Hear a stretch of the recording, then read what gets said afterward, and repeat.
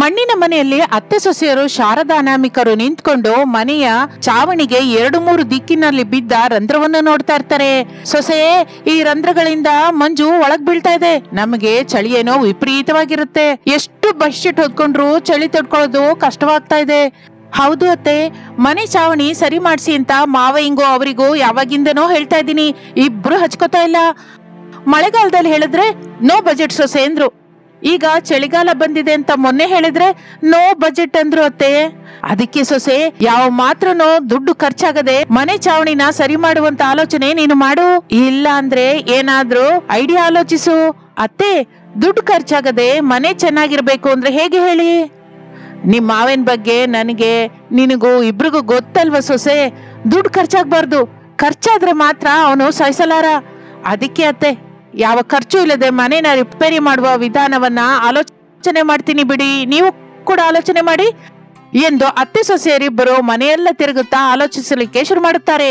ಸಮಯ ಹಾಗೆ ಕಳೆದು ಹೋಗ್ತಾ ಇರುತ್ತೆ. 1-2 ಗಂಟೆಯ ನಂತರ ಅನಾಮಿಕಾ ಮುಖ ಬೆಳಗ್ಗೆ ಹೋಗ್ತಾ ಇರುತ್ತೆ. ಅತ್ತೆ, ನಂಗೊಂದು ಆಲೋಚನೆ ಬಂತು. ಟ್ಯೂಬ್ ಲೈಟ್ ತರ ನಿಮ್ ಮುಖ ಹೊಳಿತಾ ಇರ್ಬೇಕಾದ್ರೆ ನನಗ್ ಅರ್ಥ ಆಯ್ತು ಸೊಸೆ, ತಡ ಮಾಡದೆ ನಿನಗ್ ಬಂದ ಹೊಸ ಆಲೋಚನೆ ಏನ್ ಹೇಳು? ನಮ್ ಮನೇನ ಬ್ಲಾಂಕೆಟ್ ಮನೆ ಹಾಗೆ ಬದಲಾಯಿಸೋಣ ಅತ್ತೆ ಎಂದು ಹೇಳುತ್ತಲೇ ಶಾರದಾ ಏನು ಅರ್ಥವಾಗದ ಹಾಗೆ ಮುಖ ಬಿಡುತ್ತಾಳೆ. ಏನು ಸೊಸೆ ಅಂದೆ? ಬ್ಲಾಂಕೆಟ್ ಮನೆನ ಅಂದ್ರೆ? ಅದೇ ಅತ್ತೆ, ಮನೆ ಎಲ್ಲವನ್ನು ಬೆಡ್ಶೀಟ್ ಇಂದ ಮುಚ್ಚೋಣ. ಬೆಡ್ಶೀಟ್ ಇಂದ ಸುತ್ತೀಯಾ? ಹೌದು ಅತ್ತೆ. ನಿನಗೇನಾದ್ರೂ ತಲೆ ಕೆಲಸ ಮಾಡ್ತಾ ಇದೆಯಾ ಏನೋ? ಚೆನ್ನಾಗಿ ಕೆಲಸ ಮಾಡ್ತಾ ಇದೆ ಅತ್ತೆ, ಅದಕ್ಕೆ ಅಲ್ವಾ ನನಗೆ ಈ ಆಲೋಚನೆ ಬಂದಿದ್ದು. ನಿನಗ್ ಬಂದ ಆಲೋಚನೆ ನಿನ್ ಮುಖದ ಹಾಗೆ ಇದೆ ಅಂದ್ರೆ ಚೆನ್ನಾಗಿದೆ ಅನ್ನೋ ಹಾಗೆ ಅತ್ತೆ. ನಮ್ಮ ಹತ್ರ ಇರುವ ಬೆಡ್ಶೀಟ್ ನಿಂದ ಮನೆ ಎಲ್ಲ ಸುತ್ತ ಬಿಡೋಣ. ಆ ಬೆಡ್ಶೀಟ್ ಕೂಡ ಒದ್ದೆಯಾಗಿ ಚಳಿ ಇನ್ನೂ ಹೆಚ್ಚಾಗುತ್ತೆ. ಆಗ ಹೊದ್ಕೊಳ್ಳೋ ಕೂಡ ಬೆಡ್ಶೀಟ್ ಇಲ್ದೆ ನಾವು ಕಷ್ಟಪಡಬೇಕಾಗಿ ಬರುತ್ತೆ. ಆಲೋಚಿಸು ಸೊಸೆ, ನಾನ್ ಹೇಳಿದ್ರಲ್ಲಿ ಎಷ್ಟು ನಿಜವಿದೆಯೋ ನಿನಗೆ ಗೊತ್ತು ಎಂದು ಶಾರದಾ ಹೇಳುತ್ತಲೇ ಕ್ಷಣದ ಹೊತ್ತು ಅನಾಮಿಕಾ ಕೂಡ ವಾಸ್ತವವೇ ಅನಿಸುತ್ತದೆ. ಅತ್ತೆ, ದುಡ್ಡು ಖರ್ಚಾಗದೆ ನಾವು ಚಳಿಯಿಂದ ಹೊರಗೆ ಬರ್ಬೇಕು ಅಂದ್ರೆ ಇದೊಂದೇ ಮಾರ್ಗವಿದೆ, ಇದೊಂದೇ ಆಲೋಚನೆ, ಇನ್ನು ಮತ್ತೊಂದಿಲ್ಲ. ಬೆಡ್ಶೀಟ್ ಜೊತೆ ಮನೆ ಸುತ್ತೋದಂದ್ರೆ ಏನು ಸೊಸೆ? ಅಷ್ಟಕ್ಕೂ ನಮ್ಮ ಹತ್ರ ಇರುವ ಬೆಡ್ಶೀಟ್ ಎಲ್ಲ ಸರಿ ಹೋಗಲ್ವಲ್ಲ, ಹೊಸದು ಕೊಂಡ್ಕೊಳ್ಳೋದು ಕೂಡ ನಮ್ಮ ಹತ್ರ ದುಡ್ಡಿಲ್ವೇ ಎಂದು ಶಾರದಾ ಹೇಳುತ್ತಲೇ ಅನಾಮಿಕಾ ಮತ್ತೆ ಆಲೋಚನೆ ಮಾಡಲಿಕ್ಕೆ ಶುರು ಮಾಡ್ತಾಳೆ.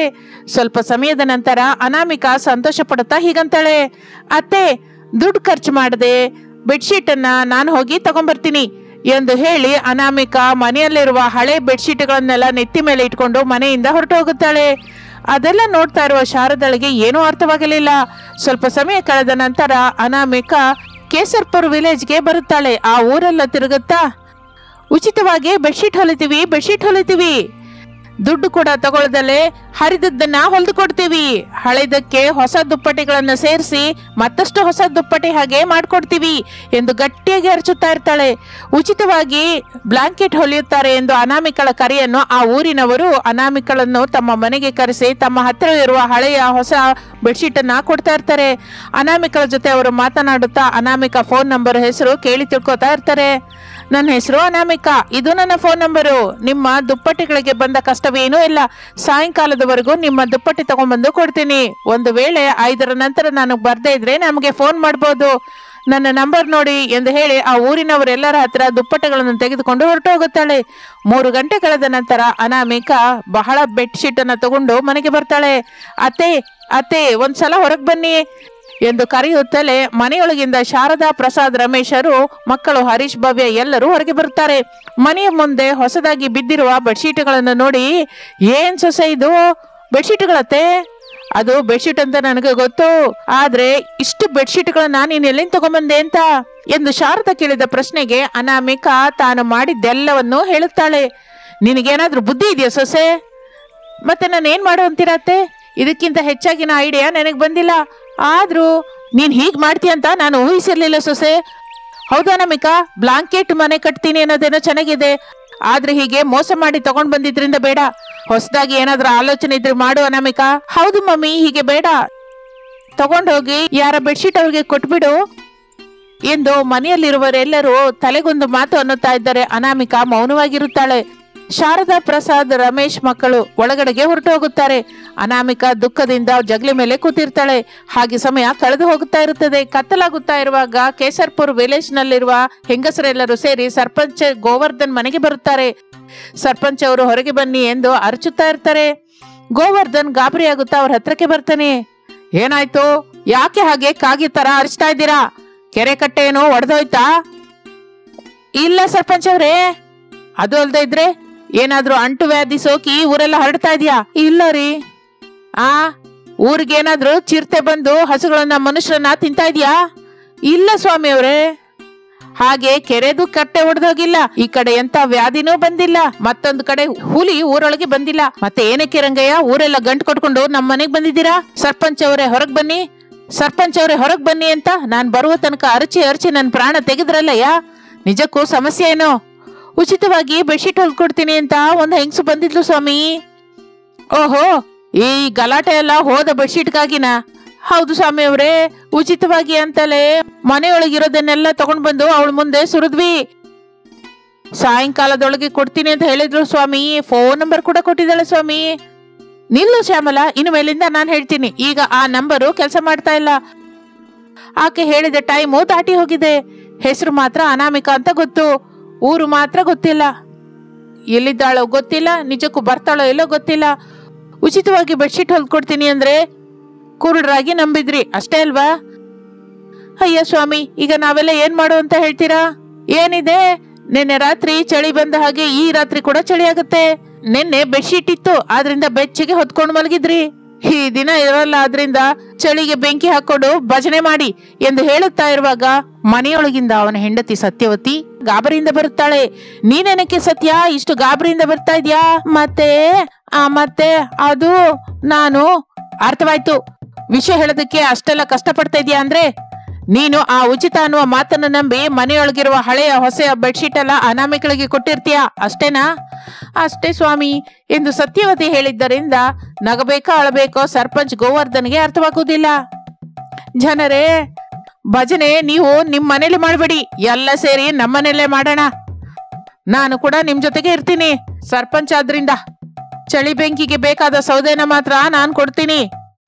ಇನ್ನು ಹೊರಡಿ, ಕತ್ತಲಾಗ್ತಾ ಇರುವಾಗ ಎಲ್ರು ನಮ್ಮನೆಗೆ ಬನ್ನಿ, ಬೆಂಕಿ ಹಾಕೋಣ ಎಂದು ಹೇಳುತ್ತಲೇ ಊರಿನವರೆಲ್ಲರೂ ಅಲ್ಲಿಂದ ಹೊರಟು ಹೋಗುತ್ತಾರೆ. ಆಗ ಸತ್ಯವತಿ, ಇದೇನು ವಿಚಿತ್ರ ರೀ, ನಿಜಕ್ಕೂ ಮೊದಲೇ ಚಳಿಗಾಲ, ಹಳೇದು ಹೊಸದು ಸೇರಿ ಮತ್ತಷ್ಟು ಹೊಸದಾಗಿ ಹೊಲ್ದು ಕೊಡ್ತೀನಿ ಅಂತ ಹೇಳಿದ್ರೆ ಮನೆಯೊಳಗಿರುವ ಎಲ್ಲ ಬೆಡ್ಶೀಟ್ ಅನ್ನು ಕೊಟ್ಬಿಟ್ಟೆ. ಆದ್ರೂ ಆ ಬೆಡ್ಶೀಟ್ ಅನ್ನೆಲ್ಲ ತಗೊಂಡು ಹೋಗಿ ಆ ಅನಾಮಿಕಾ ಏನ್ ಮಾಡ್ಕೋತಾಳೆ ರೀ?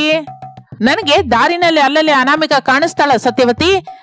ಅಷ್ಟು ಬೆಡ್ಶೀಟ್ ತಗೊಂಡೋಗಿ ಏನ್ ಮಾಡ್ತಿದ್ಯಾ ಅಂತ ಕೇಳಿ ತಿಳ್ಕೊಳ್ಳೋದಕ್ಕೆ ಸರಿನಾ? ಸರಿ ರೀ ಎಂದು ಸತ್ಯವತಿ ಅಲ್ಲಿಂದ ಹೊರಟು ಹೋಗುತ್ತಾ ಇರುವಾಗ ಅನಾಮಿಕಾ ಬೆಡ್ಶೀಟ್ಗಳನ್ನು ತೆಗೆದುಕೊಂಡು ಊರಿನವರ ಹತ್ರಕ್ಕೆ ಬರ್ತಾಳೆ. ಊರಿನವರು ಸಂತೋಷ ಪಡುತ್ತಾರೆ. ಅವರಿಗೆ ಅನಾಮಿಕಾ ಒಂದು ಕಟ್ಟುಕತೆ ಹೇಳಿ ಅವರ ಬೆಡ್ಶೀಟ್ ಕೊಟ್ಟು ಮನೆಗೆ ಬರುತ್ತಾಳೆ. ಚಳಿಗೆ ಎಲ್ಲರೂ ನಡುಗುತ್ತಾ ಇರ್ತಾರೆ. ಮನೆಯಲ್ಲಿರುವ ಹಳದು ಹೊಸದು ಎಲ್ಲ ಬೆಡ್ಶೀಟ್ಗಳನ್ನು ಹೊದ್ಕೋತಾರೆ. ಆಗ ಅನಾಮಿಕಾ ಕೂಡ ಆಲೋಚನೆ ಮಾಡುತ್ತಾ ಇರುವಾಗ ಅವಳಿಗೆ ಒಂದು ಐಡಿಯಾ ಬರುತ್ತೆ. ಇದೇನು ಚೆನ್ನಾಗಿದೆ ಅಲ್ವಾ? ಹೀಗೆ ಮಾಡಿದ್ರೆ ಆಗ ನಾನು ಯಾರನ್ನು ಮೋಸ ಮಾಡಿದ ಹಾಗೆ ಆಗೋದಿಲ್ಲ. ನನಗೆ ಬೇಕಾದ ಬೆಡ್ಶೀಟ್ ಬರುತ್ತೆ. ಆಗ ಆ ಬೆಡ್ಶೀಟ್ ಇಂದ ಮನೆ ಎಲ್ಲವನ್ನು ಸುತ್ತಬಹುದು ಎಂದು ಆ ದಿನ ರಾತ್ರಿ ಮಲಗುತ್ತಾಳೆ. ಮಾರನೇ ದಿನ ಮಕ್ಕಳು ಸ್ಕೂಲ್ಗೆ ಹೊರಟು ಹೋಗುತ್ತಾರೆ. ರಮೇಶ್ ಪ್ರಸಾದ್ ಕೆಲಸಕ್ಕೆ ಹೊರಟು ಹೋಗುತ್ತಾರೆ. ಅನಾಮಿಕಾ ತಮ್ಮ ಅತ್ತೆ ಸೊಸೆಯರ ಹಳೆ ಸೀರೆಗಳನ್ನು ತೆಗೆದುಕೊಂಡು ಬಂದು ಒಂದು ಕಡೆ ಹಾಕಿಕೊಂಡು ಬೆಡ್ಶೀಟ್ ಆಗಿ ಹೊಲಿಯಲಿಕ್ಕೆ ಶುರು ಮಾಡುತ್ತಾಳೆ. ಶಾರದಾ ಅದನ್ನು ನೋಡಿ ಮೆಚ್ಚಿಕೊಳ್ಳುತ್ತಾಳೆ. ಸೊಸೆ, ಈ ಆಲೋಚನೆ ಏನೋ ಚೆನ್ನಾಗಿದೆಯೇ? ಕೈಲಾದಷ್ಟು ಹೊತ್ತು ಈ ಬೆಡ್ಶೀಟ್ ಇಂದ ನಮ್ಮ ಮನೆನ ಸುತ್ತು ಬಿಡೋಣ. ಸರಿಯತ್ತೆ ಎಂದು ಹೇಳಿ ಸಾಯಂಕಾಲದವರೆಗೂ 2-3 ಬೆಡ್ಶೀಟ್ ಹೊಲಿತಾಳೆ ಅನಾಮಿಕಾ. ಬೆಡ್ಶೀಟ್ ಹೊಲೆದ ಅನಾಮಿಕಳನ್ನು ಶಾರದಾ ಮೆಚ್ಚಿಕೊಳ್ಳುತ್ತಾಳೆ. ಇನ್ನು ತಡ ಮಾಡದೆ ನೀನ್ ಹೇಳಿದ ಹಾಗೆ ನಮ್ಮ ಮನೆಗೆ ಬೆಡ್ಶೀಟ್ ಸುತ್ತಣ ಸೊಸೆ. ನಾನು, ಮಕ್ಕಳು, ನಿನ್ ಮಾವಯ್ಯ, ರಮೇಶು ಎಲ್ರೂ ನಿನಗೆ ಸಹಾಯ ಮಾಡ್ತೀವಿ. ಸರಿಯತ್ತೆ, ಒಂದ್ಸಲ ಮನೆಯೊಳಗಿರೋರ್ನೆಲ್ಲ ಕರೀರಿ ಎಂದು ಹೇಳುತ್ತಲೇ ಶಾರದಾ ಎಲ್ಲರನ್ನು ಕರೆಯುತ್ತಾಳೆ. ಎಲ್ಲರೂ ಹೊರಗೆ ಬರುತ್ತಾರೆ. ಅನಾಮಿಕಾ ಏಣಿಯನ್ನು ಹಾಕಿ ಬೆಡ್ಶೀಟ್ ಅನ್ನ ಎತ್ಕೋತಾಳೆ. ಶಾರದಾ, ಪ್ರಸಾದ್ ಮಕ್ಕಳು ಎಲ್ಲರೂ ಅನಾಮಿಕಳಿಗೆ ಸಹಾಯ ಮಾಡ್ತಾ ಇರ್ತಾರೆ. ಹಾಗೆ ಚಳಿಗಾಲದಿಂದ ತಮ್ಮ ಕುಟುಂಬವನ್ನು ಬೆಡ್ಶೀಟ್ಗಳಿಂದ ಸುತ್ತಿ ಬಹಳ ಕಾಪಾಡಿಕೊಳ್ಳುತ್ತಾಳೆ ಅನಾಮಿಕಾ. ಹೀಗೆ ದಿನಗಳು ಕಳೆಯುತ್ತಾ ಇರುತ್ತದೆ. ಅನಾಮಿಕಾ ಅತ್ತೆಯವರ ಮನೆಯಲ್ಲಿ ಸಂತೋಷದಿಂದ ಜೀವನವನ್ನ ಕಳೀತಾ ಇರ್ತಾಳೆ. ಶಾರದಾ, ಅನಾಮಿಕಾ ಅನ್ನುವ ಅತ್ತೆ ಸೊಸೆಯರು ಹಾಳಾದ ಮಿರ್ಚಿ ಬೆಳೆಯನ್ನು ನೋಡುತ್ತಾ ಕಣ್ಣೀರು ಹಾಕುತ್ತಾ ಇರ್ತಾರೆ. ದೇವ್ರು ಇಷ್ಟು ಮೋಸ ಮಾಡ್ತಾನೆ ಅಂತ ಅಂದ್ಕೊಂಡಿರ್ಲಿಲ್ಲ ಸೊಸೆ. ನಾವು ಅಂದುಕೊಂಡಿದ್ದನ್ನ ಮಾಡದೇ ಇರೋದೇ ಆ ದೇವ್ರ ಕೆಲ್ಸ ಅಲ್ವಾ ಅತ್ತೆ? ಮಿರ್ಚಿ ರೇಟು ಬಹಳ ಹೆಚ್ಚಾಗೋಗಿದೆ. ಈ ಸಲ ಬೆಳೆ ಬಹಳ ಚೆನ್ನಾಗಿ ಬರುತ್ತೆ ಅಂತ ಎಷ್ಟೋ ಆಸೆ ಪಟ್ಟೆ ಸೊಸೆ. ಆದ್ರೆ ಆ ದೇವ್ರು ನಿರಾಸೆ ಮಾಡ್ದ. ನಾವು ಸಂತೋಷವಾಗಿದ್ರೆ ದೇವ್ರು ನೋಡಲಾರತ್ತೆ. ಅದಕ್ಕೆ ಯಾವಾಗ ನೋಡಿದ್ರು ಏನೋ ಒಂದು ಸಮಸ್ಯೆನ ಸೃಷ್ಟಿಸಿ ನಮಗೆ ದುಃಖ ಕೊಟ್ಟು ನಗ್ತಾನೆ ಇರ್ತಾನೆ. ದೇವ್ರು ಮಾಡಬೇಕಾದನ್ನ ಮಾಡಿದಾನೆ, ಇನ್ನು ನಾವು ಮಾಡೋದನ್ನ ನಾವು ಮಾಡೋಣ ಸೊಸೆ. ಮತ್ತೊಂದ್ಸಲ ಆಲೋಚನೆ ಮಾಡಿ ಅತ್ತೆ. ನೀವು ಹೇಳಿದ ಹಾಗೆ ಮಾಡೋದು ಕರೆಕ್ಟೇನಾ? ಇದಕ್ಕೂ ಹೆಚ್ಚಾಗಿ ನಮಗೆ ಬೇರೆ ಎಂದು ಉಪಾಯ ಇಲ್ಲ ಅನಾಮಿಕಾ. ನೀನೊಂದ್ ಕಡೆ ನಾನೊಂದು ಕಡೆ ಬೆಳೆನ ಕಟ್ ಮಾಡೋದಕ್ಕೆ ಶುರು ಮಾಡೋಣ ಎಂದು ಶಾರದಾ ಹೇಳುತ್ತಾ ಇರುವಾಗ ಅನಾಮಿಕಳ ತಂದೆ ರಾಜಯ್ಯ ಸೈಕಲ್ ತುಳಿಯುತ್ತಾ ಬರುತ್ತಾನೆ. ಅಯ್ಯೋ ಅಣ್ಣಯ್ಯ, ಮನೆ ಹತ್ರನೇ ಇರ್ಬೇಕಾಗಿತ್ತಲ್ಲ. ನಾನು ಸೊಸೆ ಬಂದ ಕೆಲಸ ಪೂರ್ತಿ ಮಾಡ್ಕೊಂಡು ಬರ್ತಾ ಇದ್ವಿ. ಹೊಲದ ಹತ್ರಕ್ಕೆ ಏಕೆ ಬಂದ್ರಿ? ವಿಷಯ ಹೇಳಿದ್ನಲ್ಲ ತಂಗಿಯಮ್ಮ, ಆದ್ರೂ ನೀವು ಹೊಲದ ಹತ್ರಕ್ಕೆ ಬಂದಿದ್ದೀರಾ. ಬನ್ನಿ, ಮನೆಗೆ ಹೋಗಿ ರೆಡಿಯಾಗಿ ನಿಮ್ಮನ್ನ ಹತ್ರವಿದ್ದು ಕರ್ಕೊಂಡ್ ಬನ್ನಿ ಅಂತ ಮನೆಯಲ್ಲಿ ಅವಳು ಒಂದೇ ಸಮನೆ ಗಲಾಟೆ ಮಾಡ್ತಾ ಇದ್ದಾಳೆ. ನಿಜ ಹೇಳ ಅಣ್ಣಯ್ಯ, ಹಾಳಾದ ಬೆಳೆನ ಬಿಟ್ಬಿಟ್ಟು ನನಗೆ ಬರ್ಬೇಕು ಅಂತಿಲ್ಲ. ಸೊಸೆನ ಮಕ್ಕಳನ್ನ ಕರ್ಕೊಂಡು ಹೋಗು. ಹಾಗಂದ್ರೆ ಹೇಗೆ ತಂಗಿಯಮ್ಮ? ಬೆಳೆ ಹಾಳಾಗಿದೆ ಇಲ್ಲ ಅಂತ ಇಲ್ಲ, ಆದ್ರೆ ಅಪ್ಪ ನಿನ್ ಮನೆಗ್ ಹೋಗು. ನಾನು ಅತ್ತೆ ಈಗ ನಿನ್ ಜೊತೆ ಬರೋದಕ್ಕಾಗಲ್ಲಪ್ಪ. ನಾಳೆ ಬರ್ತೀವಿ. ಮಕ್ಕಳು ಸ್ಕೂಲ್ಗೆ ಹೋಗಿದ್ದಾರೆ, ಅವ್ರನ್ನ ಮಧ್ಯದಲ್ಲಿ ಕರ್ಕೊಂಡ್ ಬರಕ್ ಆಗೋದಿಲ್ವಲ್ಲ. ನೀನು ಮನೆಗೆ ಹೋಗಿ ಏರ್ಪಾಟೆಲ್ಲ ಸರಿಯಾಗಿ ಮಾಡಪ್ಪ. ಎಲ್ಲ ಏರ್ಪಾಟು ಮಾಡಿದೀನಮ್ಮ, ಇನ್ನು ನೀವು ಬರೋದೇ ತಡ. ನಾವು ನಾಳೆ ಖಚಿತವಾಗಿ ಬರ್ತೀವಿ ಅಪ್ಪ ಎಂದು ಹೇಳುತ್ತಲೇ ರಾಜಯ್ಯ ಸೈಕಲ್ ತುಳಿಯುತ್ತಾ ಅಲ್ಲಿಂದ ಹೊರಟು ಹೋಗುತ್ತಾನೆ. ಮಾರನೇ ದಿನ ಮನೆಯ ಹೊರಗೆ ಮಂಚದಲ್ಲಿ ದಿಗಿಲಿನಿಂದ ಕೂತ್ಕೊಂಡ ಅತ್ತೆ ಶಾರದಳ ಹತ್ತಿರಕ್ಕೆ ಮನೆಯೊಳಗಿಂದ ಸೊಸೆ ಅನಾಮಿಕಾ ಬಟ್ಟೆ ಚೀಲವನ್ನು ಮಕ್ಕಳು ಹರೀಶ್ ಭವ್ಯರನ್ನು ಕರೆದುಕೊಂಡು ಹೊರಗೆ ಬರುತ್ತಾಳೆ. ಅತ್ತೆ, ನೀವು ಮಾತ್ರನೇ ಮನೆ ಹತ್ರ ಇದ್ದು ಏನ್ ಮಾಡ್ತೀರಾ ಹೇಳಿ? ಹಾಳಾದ ಮಿರ್ಚಿ ಬೆಳೆ ಇದೆಯಲ್ಲ ಸೊಸೆ, ಆ ಬೆಳೆನ ಸುಟ್ಟಾಕೋದು ಇಲ್ಲ ನಾನೇ ಸುಟ್ಟಾಕೋದು, ಏನೋ ಒಂದು ಮಾಡ್ತೀನಿ ಬಿಡು. ಎಲ್ರೂ ಸಂತೋಷವಾಗಿ ನಿನ್ನ ತವ್ರ ಮನೆಗೆ ಹೋಗಿ ನಿನ್ನ ತಂದೆ ತಾಯಿನ ನೋಡಿ ಸಂತೋಷವಾಗಿ ಅವ್ರು ಮಾಡ್ತಾ ಇರುವ ಘನ ಕಾರ್ಯ ನೋಡಿ ಬಂದ್ಬಿಡಿ ಸೊಸೆ. ಹೋಗಿ, ಎಲ್ರೂ ಹೋಗಿ. ನಿಮ್ಮ ದುಃಖನ ನಾನು ಅರ್ಥ ಮಾಡ್ಕೊಳ್ಬಲ್ಲೆ ಅತ್ತೆ. ನನ್ನ ದುಃಖನ ಅರ್ಥ ಮಾಡ್ಕೊಳ್ಳೋಳಾದ್ರೆ ಹಾಳಾದ ಮಿರ್ಚಿ ಬೆಳೆನ ಹಾಗೆ ಬಿಟ್ಟು ಈಗ ನಿನ್ನ ತವ್ರ ಮನೆಯವರು ಮಾಡ್ತಾ ಇರುವ ಸ್ವಾಮಿ ಕಾರ್ಯಕ್ಕೆ ಹೋಗ್ತಾರೇನೆ ಸೊಸೆ? ಅವರಿಗೆ ಮಾತ್ರ ಯಾರಿದ್ದಾರೆ ಅತ್ತೆ? ಮಗಳಾದ್ರೂ ಮಗ ಆದ್ರೂ ನಾನೇ ಅಲ್ವಾ? ಅವರು ಈಗ ಹೊಸದಾಗಿ ಕಟ್ಕೊಂಡ ಮನೆನ ಕೂಡ ನನ್ ಮೇಲೆ ಬರಿತೀನಿ ಅಂದ್ರೆ ಬೇಡ ಅಂತ ನಿತ್ಯವೂ ಮನೆಗೆ ಬಂದು ಅನ್ನ ತಿಂದು ಹೋಗ್ತಾ ಇರುವ ಸ್ವಾಮಿಯವ್ರಿಗೆ ಬರ್ಕೊಡಿ ಅಂತ ಹೇಳಿದ್ದೀನಿ. ಈ ದಿನ ತಂದೆಯವರು ಅದೇ ಮಾಡ್ತಾ ಇದ್ದಾರೆ ಅತ್ತೆ ಎಂದು ಹೇಳುತ್ತಾ ಇರುವಾಗ ಮನೆಯೊಳಗಿಂದ ಪ್ರಸಾದ್ ಬರುತ್ತಾನೆ. ಶಾರದಳನ್ನು ನೋಡಿ, ಶಾರದಾ, ಇನ್ನು ನೀನು ಹಾಳಾದ ಮಿರ್ಚಿ ಬೆಳೆ ಬಗ್ಗೆ ಆಲೋಚಿಸ್ತಾ ಇದೀಯಾ? ಹೊರಗಡೆ ಅಲ್ಲಿ ಬೀಗರು ಎಷ್ಟು ಕೆಲಸ ಮಾಡ್ತಾ ಇದ್ದಾರೆ, ಬಾ ಆ ಕೆಲಸದಲ್ಲಿ ನಾವು ಭಾಗಿಯಾಗಿ ಪುಣ್ಯ ತಂದ್ಕೊಳ್ಳೋಣ. ನನಗೆ ನಿಮ್ ಪುಣ್ಯ ಬೇಡ, ನನಗೆ ಹಾಳಾದ ಮಿರ್ಚಿ ಬೆಳೆ ಬೇಕು ಎಂದು ಹೇಳುತ್ತಾ ಇರುವಾಗ ರಮೇಶ್ ಆಟೋ ತಗೊಂಡು ಅಲ್ಲಿಗೆ ಬರ್ತಾನೆ. ಮಕ್ಕಳು ಹರೀಶ್ ಭವ್ಯರು ಆಟೋವನ್ನು ನೋಡಿ ಸಂತೋಷದಿಂದ ಆಟೋದ ಹತ್ತಿರಕ್ಕೆ ಓಡುತ್ತಾರೆ. ಅಪ್ಪ, ಆಟೋ ತಗೊಂಡ್ಬಂದಿದ್ದೀನಿ, ಬೇಗ ಬನ್ನಿ. ಬಾರಮ್ಮ ಸೊಸೆ, ನಿಮ್ಮ ಅತ್ತೆ ವಿಷಯ ಗೊತ್ತೇ ಇದೆ ಅಲ್ವಾ? ಹೋಗ್ ಬರ್ಲಾತ್ತೆ. ಹಾಕಿದ ಮಿರ್ಚಿ ಬೆಳೆ ಪೂರ್ತಿಯಾಗಿ ಹಾಳಾಗಿ ಹೋಗಿದೆ ಅಂತ ದುಃಖ ಸ್ವಲ್ಪವೂ ಇರದೆ ಬಾ ಸೊಸೆ, ನಿಮ್ಮ ಅತ್ತೆ ಏನೋ ಒಂದು ಬೊಗಳ್ತಾನೆ ಇರ್ತಾಳೆ ಎಂದು ಹೇಳುತ್ತಲೇ ಅನಾಮಿಕಾ ಏನು ಮಾತನಾಡದೆ ಆಟೋದ ಹತ್ತಿರ ಬರ್ತಾಳೆ. ಎಲ್ಲರೂ ಆಟೋದಲ್ಲಿ ಕುತ್ಕೋತಾರೆ. ಶಾರದಳನ್ನು ಬಿಟ್ಟು ಆಟೋ ಹೊರಡುತ್ತದೆ. ಶಾರದಾ ಕೋಪದಿಂದ ಮಿರ್ಚಿ ಬೆಳೆ ಎಲ್ಲವನ್ನು ಕಡಿದು ಬಿಸಾಕ್ತೀನಿ ಎಂದು ಕುಡುಗೋಲು ತೆಗೆದುಕೊಂಡು ಮನೆಯಿಂದ ಹೊರಡುತ್ತಾಳೆ. ತಂದೆ ರಾಜಯ್ಯನ ಮನೆಗೆ ಅನಾಮಿಕಾ ಅವರು ಬರ್ತಾರೆ. ರಾಜಯ್ಯ ಸಾವಿತ್ರಿ ದಂಪತಿಗಳು ಮಾತನಾಡಿದ ಮೇಲೆ ಕುರ್ಚಿಯಲ್ಲಿ ಕುತ್ಕೋತಾರೆ. ಏನ್ ಭಾವನವ್ರೆ, ಟೆಂಟ್ ಹಾಕ್ಬೋದಿತ್ತಲ್ಲ? ಯಾಕೆ ಭಾವನವ್ರೆ, ನಾವೇನಾದ್ರೂ ಫಂಕ್ಷನ್ ಮಾಡ್ತಾ ಇದೀವಾ? ಇಲ್ವಲ್ಲ, ನಿತ್ಯವೂ ನಮ್ಮ ಮನೆಗೆ ಬರುವ ಸ್ವಾಮಿಯವರಿಗೆ ಚಿಕ್ಕದಾದ ಮನೆ ಕಟ್ಟಿಸಿಕೊಡ್ತಾ ಇದೀವಿ. ಅವರು ಬರುತ್ತಲೇ ಆ ಮನೇನ ಅವರಿಗೆ ವಹಿಸಿದ್ರೆ ಮನಸ್ಸು ಬಹಳ ಪ್ರಶಾಂತವಾಗಿರುತ್ತೆ. ನೀವೆಷ್ಟೋ ಪುಣ್ಯ ಕಾರ್ಯ ಮಾಡ್ತಾ ಇದ್ದೀರಾ ಭಾವನವ್ರೆ. ನಂದೇನಿಲ್ಲ ಭಾವನವ್ರೆ, ಎಲ್ಲ ನಿಮ್ಮ ಸೊಸೆ ಅನಾಮಿಕಂದೆ. ಈ ಪುಣ್ಯಕಾರದ ಪುಣ್ಯ ಕೂಡ ಎಲ್ಲದೂ ಅವಳಿಗೆ ಸಿಕ್ಬೇಕು. ಅವಳು ಕೋರ್ಕೊಂಡಿದ್ದು ಅದೇ ನಡೀತಾ ಇದೆ. ತಂಗಿಯಮ್ಮನ ಕೂಡ ಕರ್ಕೊಂಡ್ಬರ್ಬೇಕಿತ್ತು ಭಾವನವ್ರೆ. ನಿಮ್ಗೇನು ಗೊತ್ತಿಲ್ದಿದ್ದೇನಲ್ವಲ್ಲ ಭಾವನವ್ರೆ. ಹಾಕಿದ ಮಿರ್ಚಿ ಬೆಳೆ ಹಾಳಾಗಿದೆ ಅಂತ ಮನೆ ಹತ್ರನೇ ಕೂತ್ಕೊಂಡಿದ್ದಾಳೆ. ದುಃಖ ಪಡ್ತಾ ಇರೋರನ್ನ ಹಾಗೆ ಬಿಟ್ಬಿಟ್ರೆ ಮತ್ತಷ್ಟು ದುಃಖ ಪಡ್ತಾರಲ್ಲ ಭಾವ. ಏನೋ ಒಂದು ಸಮಾಧಾನ ಹೇಳಿ ಕರ್ಕೊಂಡ್ಬರ್ಬೇಕಿತ್ತು. ಇಲ್ಲಿ ನಮ್ ಜೊತೆ ಮಾತಾಡ್ತಾ ಇದ್ರೆ ದುಃಖ ಅನ್ನೋದು ಸ್ವಲ್ಪ ಆದ್ರೂ ತಗ್ಗುತ್ತಲ್ಲ. ಶಾರದಂಗ್ ಎಷ್ಟು ಹೇಳಿದ್ರು ಅರ್ಥ ಮಾಡ್ಕೊಳಲ್ಲ ಭಾವ, ಅವಳು ಅಷ್ಟೇ ಎಂದು ಬೀಗರಿಬ್ಬರು ಮಾತನಾಡಿಕೊಳ್ಳುತ್ತಾ ಇರುವಾಗ ಸ್ವಾಮಿ ಅವರ ಹತ್ರಕ್ಕೆ ಬರ್ತಾರೆ. ಎಲ್ಲರೂ ವಿನಯದಿಂದ ನಮಸ್ಕರಿಸುತ್ತಾರೆ. ಸ್ವಾಮಿ ಅವರು ಎಲ್ಲರನ್ನು ನೋಡಿ ಚಿರುನಗುವಿನಿಂದ ಎಲ್ಲಾ ಶುಭನೇ ನಡೆಯುತ್ತದೆ. ಎಲ್ಲರೂ ನಿಮ್ಮ ನಿಮ್ಮ ನೆಚ್ಚಿನ ದೈವವನ್ನು ಸ್ಮರಿಸಿ ಎಂದು ಹೇಳುತ್ತಾ ಅನಾಮಿಕಳ ಕಡೆ ನೋಡುತ್ತಾರೆ. ಅನಾಮಿಕ ಸ್ವಾಮಿಯನ್ನು ಪ್ರೇಮದಿಂದ ಮಾತನಾಡಿಸುತ್ತಾಳೆ. ಸ್ವಾಮಿಯವರೇ, ಚೆನ್ನಾಗಿದ್ದೀರಾ? ಚೆನ್ನಾಗಿದ್ದೀನಿ ತಾಯಿ. ನಿನ್ನ ಮಕ್ಕಳು, ನಿನ್ನ ಸಂಸಾರ ಚೆನ್ನಾಗಿದೆ ಅಲ್ವಾ? ನಿಮ್ಮಂತಹ ದೊಡ್ಡವರ ಆಶೀರ್ವಾದ ನಮ್ಮ ಮೇಲೆ ಇರುವಾಗ ನಮಗೆ ಬಂದ ಕಷ್ಟವೇನೂ ಇಲ್ಲ ಸ್ವಾಮಿ. ನೀವು ಅಂತ ಇರ್ತಿರಲ್ಲ, ಏನು ನಡೆದ್ರು ನಮ್ಮ ಒಳ್ಳೇದಕ್ಕೆ ಅಂತ. ಆದ್ರೆ ತಾಯಿ, ಅಪ್ಪ, ಸ್ವಾಮಿಯವರು ಬಂದಿದ್ದಾರಲ್ಲ, ಮಾಡ್ಬೇಕು ಅನ್ನುವ ಕೆಲ್ಸನ ಶುರು ಮಾಡಿ. ಮೊದಲೇ ನಮ್ಮತ್ತೆ ಒಬ್ಳೇ ಇದ್ದಾರೆ ಮನೆ ಹತ್ರ. ಹಾಗೆ ತಾಯಿ. ಸ್ವಾಮಿಯವರೇ ಬನ್ನಿ, ನೀವು ಇರೋದಕ್ಕೆ ಏರ್ಪಾಟು ಮಾಡಿದ ಮನೆ ಆ ಪಕ್ಕದಲ್ಲೇ ಇದೆ. ನಿಮ್ಮನ್ನ ಮನೆಗೆ ಕರ್ಕೊಂಡು ಹೋಗಿ ಆ ಮನೆನ ನಿಮ್ಗೆ ವಹಿಸ್ತೀವಿ. ಅನಾಮಿಕ ಕೊಟ್ಟ ಮಾತನ್ನ ನಡೆಸಿದವರಾಗ್ತೀವಿ. ಸರಿ ಬನ್ನಿ ಎಂದು ಸ್ವಾಮೀಜಿ ಹೇಳುತ್ತಲೇ ಎಲ್ಲರೂ ಸೇರಿ ಹೊಸ ಮನೆಗೆ ಬರುತ್ತಾರೆ. ಸ್ವಾಮಿಯನ್ನು ಕೂರಿಸಿ ಹಣ್ಣು, ಹೊಸ ಬಟ್ಟೆ ಇರುವ ತಟ್ಟೆಯನ್ನು ಸ್ವಾಮಿಗೆ ಕೊಡುತ್ತಾರೆ. ಅನಾಮಿಕ ಮನೆಯ ಕಾಗದವನ್ನು ಸ್ವಾಮಿಗೆ ಕೊಡುತ್ತಾ, ಸ್ವಾಮಿ, ಈ ಕಾಗದ ಮನೆಗೆ ಸಂಬಂಧಿಸಿದ್ದು. ಇನ್ನು ಮೇಲಿಂದ ಈ ಮನೆ ನಿಮ್ದೆ. ಇಲ್ಲೇ ಇರಿ, ವಿಶ್ರಾಂತಿ ತಗೊಳ್ಳಿ. ಅಮ್ಮನವರು ಸಮಯಕ್ಕೆ ಊಟ ಕೊಡ್ತಾರೆ, ತಿನ್ನಿ, ಪ್ರಶಾಂತವಾಗಿ ಧ್ಯಾನ ಮಾಡ್ಕೊಳ್ಳಿ ಸ್ವಾಮಿ. ಸರಿ ತಾಯಿ, ನೀನು ಹೇಳಿದ ನಂತರ ನಾನು ಇಲ್ಲ ಅಂತೀನಾ?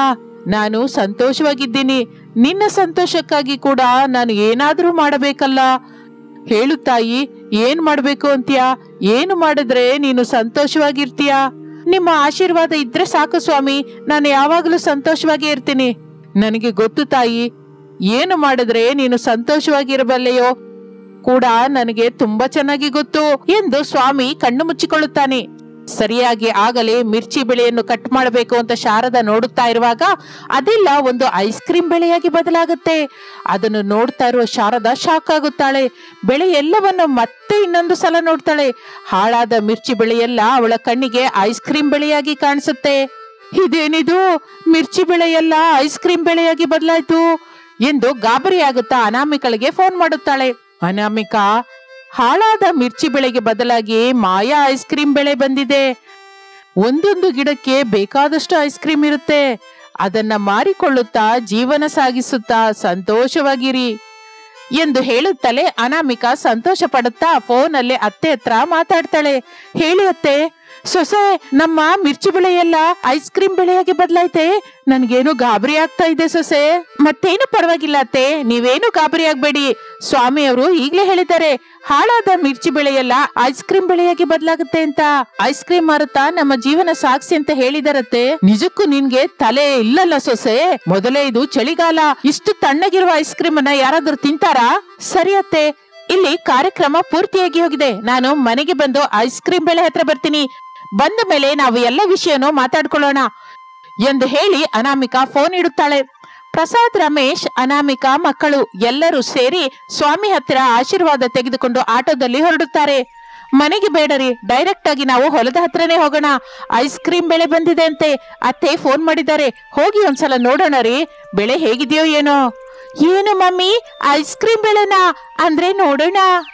ನಿಜವಾಗಿ ಐಸ್ ಕ್ರೀಮ್ ಆದ್ರೆ ನಾವು ತುಂಬಾ ಐಸ್ ಕ್ರೀಮ್ ತಿನ್ಬಹುದು ಅಣ್ಣಯ್ಯ. ಹೌದು ತಂಗಿ, ನಾನು ಆವಾಗಿಂದ ಅದೇ ಅಂದ್ಕೋತಾ ಇದ್ದೀನಿ. ನಿಜವಾದ ಐಸ್ ಕ್ರೀಮ್ ಆಗ್ಬೇಕು ಅಂತ ದೇವ್ರನ್ನ ಬೇಡ್ಕೋತಾ ಇದ್ದೀನಿ ಎಂದು ಹರೀಶ್ ಭವ್ಯ ಮಾತನಾಡಿಕೊಳ್ಳುತ್ತಾ ಇರುವಾಗ ಆಟೋ ಹೊಲದ ಹತ್ರ ಬರುತ್ತದೆ. ಎಲ್ಲರೂ ಇಳಿದು ಐಸ್ ಕ್ರೀಮ್ ಬೆಳೆ ಹತ್ರ ಬರ್ತಾರೆ. ಐಸ್ ಕ್ರೀಮ್ ಬೆಳೆ ಹತ್ರ ನೋಡ್ತಾರೆ. ಹರೀಶ್ ಭವ್ಯ ಅಂತೂ ಅದು ನಿಜವಾದ ಐಸ್ ಕ್ರೀಮ್ ಹೌದಾ ಅಲ್ವಾ ಅಂತ ಅದನ್ನ ಕೊಯ್ಕೊಂಡು ತಿಂತಾ ಇರ್ತಾರೆ. ನಿಜವಾದ ಐಸ್ ಕ್ರೀಮೇ ಅದು. ಮಕ್ಕಳಿಗಂತೂ ಬಲೈ ಸಂತೋಷವಾಗುತ್ತೆ. ಮಮ್ಮಿ ಮಮ್ಮಿ, ಇದು ನಿಜವಾದ ಐಸ್ ಕ್ರೀಮೇ ಮಮ್ಮಿ, ತುಂಬಾ ಟೇಸ್ಟಿ ಆಗಿದೆ ಎಂದು ಹೇಳುತ್ತಲೇ ಅನಾಮಿಕಾ ಕೂಡ ತಿಂದು ನೋಡುತ್ತಾಳೆ. ಮಕ್ಕಳು ಹೇಳಿದ್ದು ನಿಜವೇ ಅನಿಸುತ್ತೆ ಅವಳಿಗೆ. ಅದು ನಿಜವಾಗಿಯೂ ಅದು ಐಸ್ ಕ್ರೀಮ್ ಬೆಳೆ. ಏನ್ ಮಾಡೋಣ ಸೊಸೆ, ಇದು ಮಾಯಾ ಐಸ್ ಕ್ರೀಮ್ ಬೆಳೆ ಆಗಿದ್ದರಿಂದ ಹಾಳಾಗೋದೇನು ಇಲ್ಲ ಅತ್ತೆ. ನಾವು ದಿನವೂ ಸ್ವಲ್ಪ ಐಸ್ ಕ್ರೀಮ್ ಮಾರುತ್ತಾ ಸಂತೋಷವಾಗಿರಬಹುದು ಎಂದು ಅನಾಮಿಕಾ ಹೇಳಿದ್ದಕ್ಕೆ ಎಲ್ಲರೂ ಒಪ್ಪಿಕೊಳ್ಳುತ್ತಾರೆ. ಇನ್ನು ಆ ದಿನದಿಂದ ಶಾರದಾ, ಅನಾಮಿಕಾ, ಪ್ರಸಾದ್, ರಮೇಶ್ ತಲೆಗೊಂದು ಐಸ್ ಕ್ರೀಮ್ ಗಾಡಿ ಇಟ್ಕೊಂಡು ಊರೆಲ್ಲ ತಿರುಗುತ್ತಾ ಐಸ್ ಕ್ರೀಮ್ ಮಾರ್ತಾ ಇರ್ತಾರೆ. ಹಾಗೆ ಐಸ್ ಕ್ರೀಮ್ ಮಾರಿ ಬಂದ ದುಡ್ಡಿನಿಂದ ಚಿಂತೆ ಪಂತೆ ಇಲ್ಲದೆ ಸಂತೋಷದಿಂದ ಜೀವಿಸುತ್ತಾ ಇರ್ತಾರೆ.